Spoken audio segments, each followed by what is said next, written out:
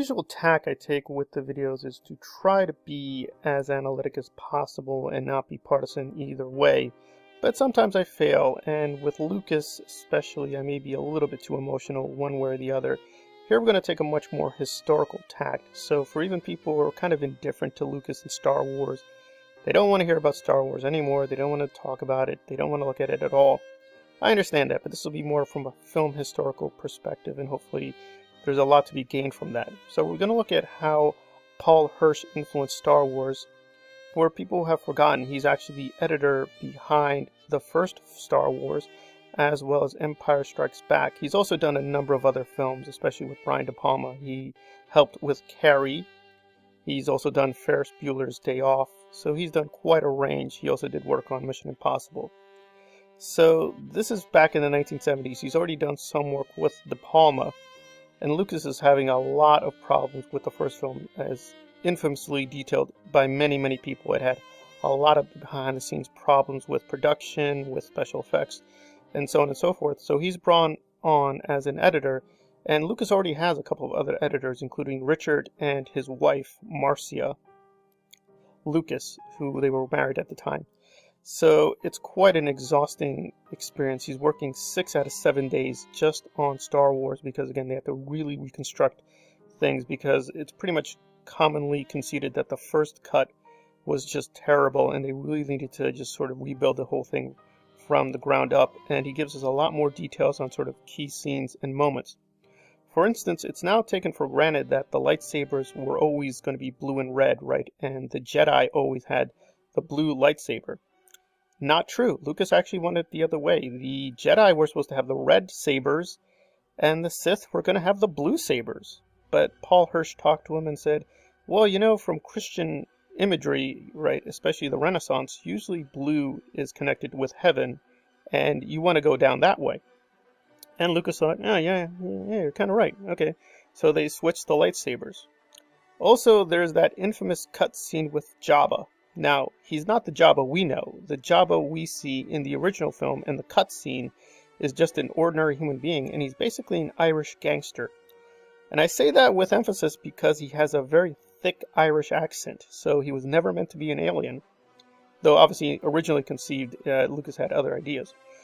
Well, he just didn't really like the performance of the actor, but he was really concerned that the information was critical, that Jabba and Han relate to one another. But Hirsch convinced him, no, you know, the scene with Greedo is fine, we get the basic gist. So some critics who have gone crazy over there's not enough information, where's the exposition, with the original film or some of the other films, whether the prequels or The Last Jedi, it's fine, the information is there, it's in cut scenes, but for various reasons they took it out.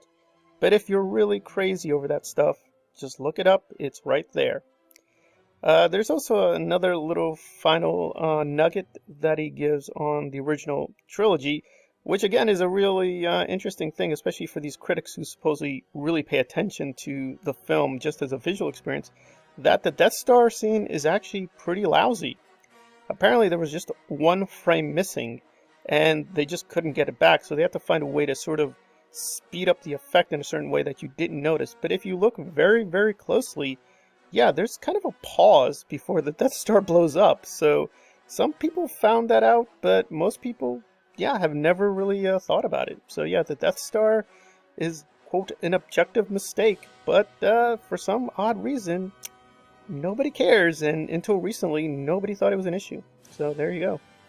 Interesting little revelation there. But now let's get to TFA, which I'm sure some people wanted to hear about, and I'm promising that there's a bit of a revisionism going on.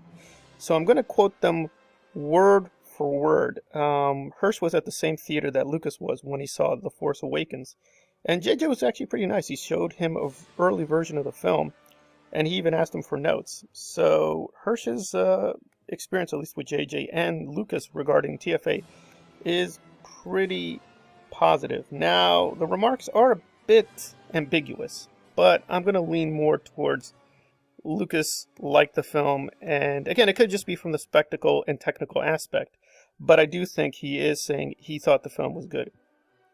So they say, boy, that was something, wasn't it? This is Lucas. He said, compared to this, we were playing with model planes on strings.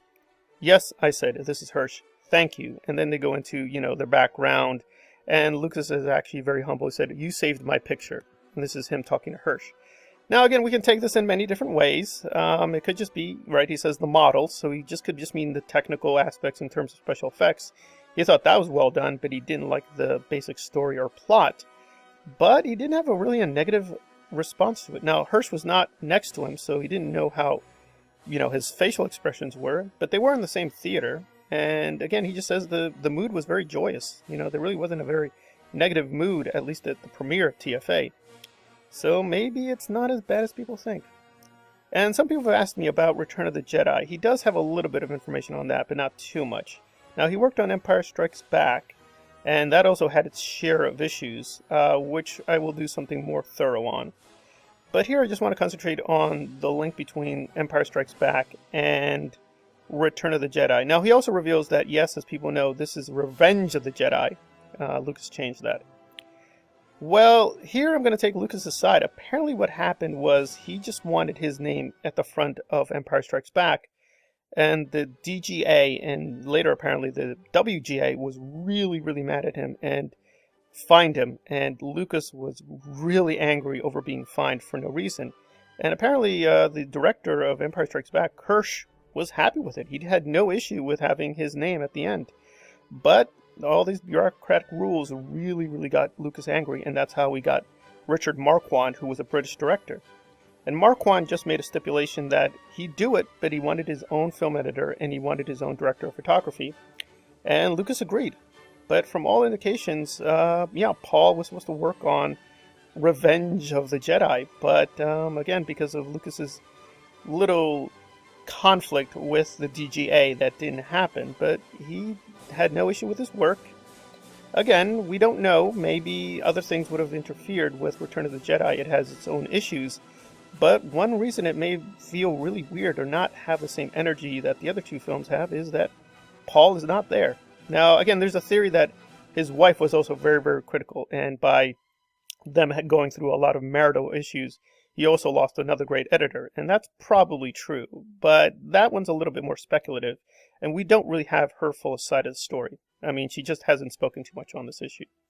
But Hirsch is more on the record here, so he's just telling us, yeah, there's no personal thing. Lucas was happy with his work, but he just had this issue with the DGA, and that's why he's not in Return of the Jedi. But I'm going to be more critical as we end this, thinking that I think Lucas was going to go in a much more commercial direction anyway with Return of the Jedi. I mean, he changed the name just because he wanted to get more people into theaters. But yeah, I mean, people may think that Empire Strikes Back, everybody loved it and it was a big success. But no, financially as well as critically, it was very mixed. So Lucas was sort of in a hard place because he was spending his money on these projects. So I do think he qualifies as an auteur, but we want to have an auteur with a question mark as to where is he going with this stuff. Alright, this has been looking at Star Wars from a film historic perspective. If you like the content I put out, please hit the like button, please comment below. I welcome all criticism. Thanks for the listen. Have a good day.